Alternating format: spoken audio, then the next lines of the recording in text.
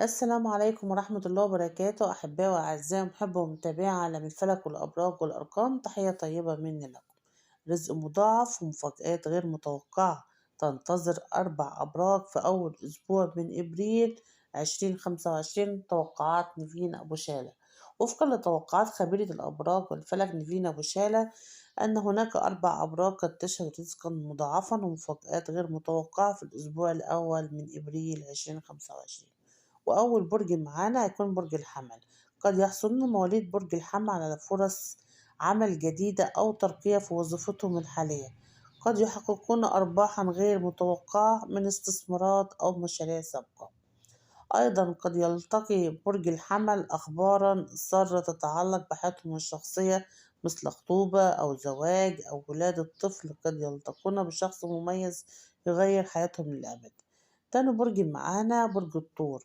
قد يحصلون مواليد برج الثور على زيادة في الرواتب أو مكافأة مالية. قد يجدون طرقا جديدة لزيادة دخلهم، مثل العمل الحر أو الاستثمار في مشروع جديد.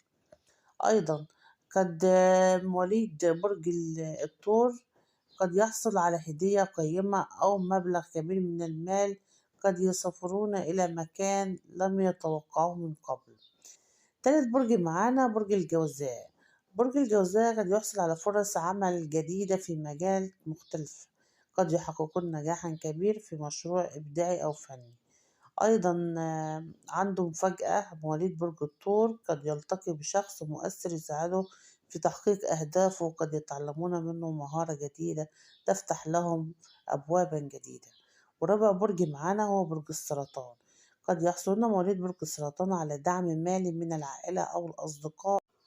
قد يحققون أيضا أرباحا من بيع ممتلكات أو استثمارات.